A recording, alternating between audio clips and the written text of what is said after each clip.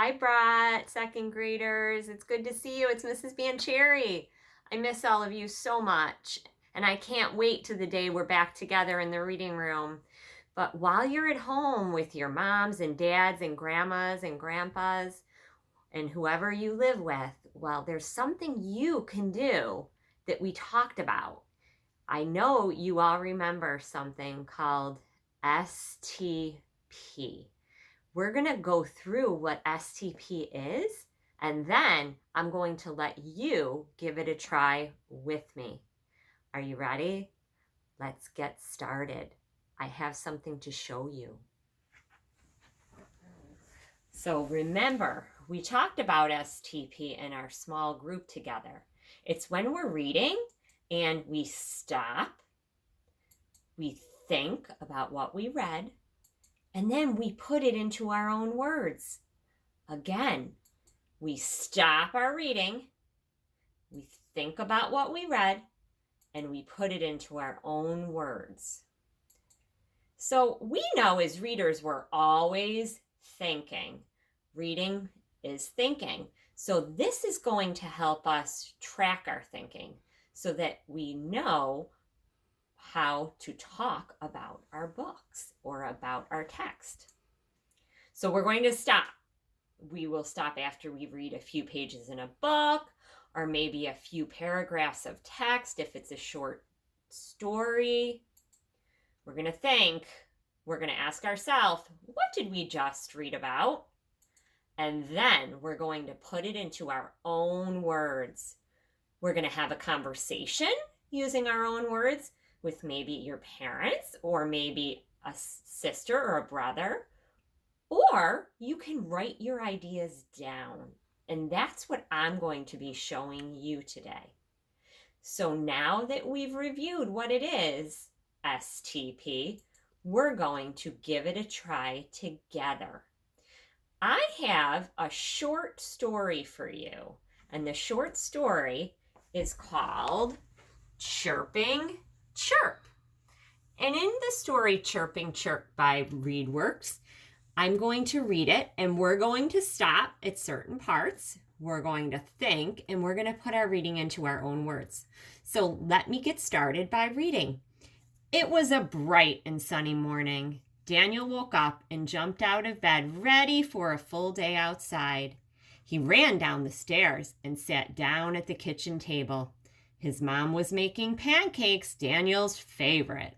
She made pancakes every Saturday morning. What do you want to do today? She asked Daniel. I think I'm going to go exploring in our backyard, he told her. It's so nice outside. Daniel gobbled up his pancakes and rushed upstairs to get dressed. He put on a red t-shirt and jeans. All right, Mom, I'll be back later. Don't go too far, she told him. So I'm going to stop right here and I'm going to think, what did I just read? Well, I read about Daniel. He's a boy. And it sounds like he's really happy today. It's a nice day, and he's going to go outside and do some exploring. So I have a Post-it I'm going to put right here. Daniel went outside to explore. I'm going to keep reading now. When he opened the door, Daniel felt a rush of warm air. He smiled at the sun. Perfect hiking weather, he thought. Daniel loved his backyard. There were plenty of tall trees. If he walked far enough, he would reach a creek. When it was really warm outside, he could walk in the water to cool off. The water was always cold. The leaves were just beginning to grow on the trees after the cold winter. Daniel wandered for a bit. He picked up a long stick and used it to clear a way through the forest. So I'm going to stop. I'm going to ask myself, well, I read about Daniel. He went outside. He's definitely going on a hike. And it's the springtime. So I'm going to put that Post-it right there because these are my thoughts. I put this part into my own words, and now I'm putting this part of the text into my own words. I'm going to go to the next part now. Suddenly, Daniel saw something in the distance that wasn't a rock or a leaf. When he got closer, he knelt down to investigate. he found a small injured bird between the fallen leaves. He looked around and saw a bird's nest sitting on a branch. He carefully climbed up the trunk of the tree with the nest to get a closer look. The nest was empty and he didn't see any birds around. Then he ran back to his house. "Mom, I found a bird that's hurt," he told her as he ran through the door.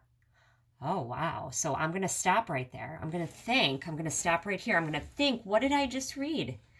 Daniel found something. He found a bird, but it wasn't just a regular bird. It was a bird that was hurt. So I'm going to put that Post-it right there. That's my thinking.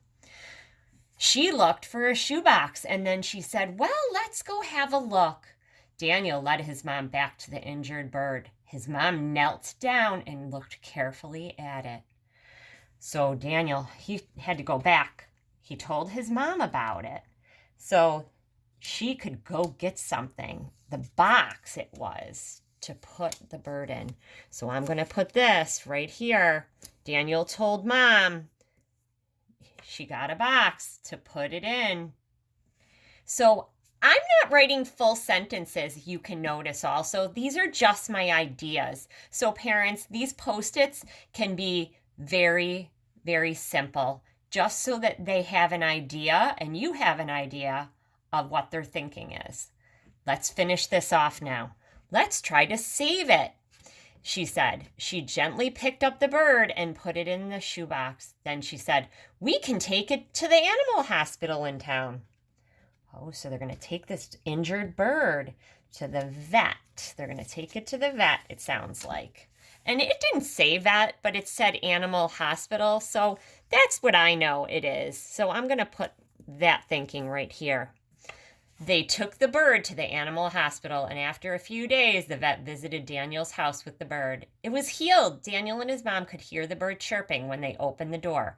The vet said, "The bird is ready to go back to its home in the trees." Daniel was so excited. He looked at the bird and said, "I'm going to name you Chirp. I hope I can see you again.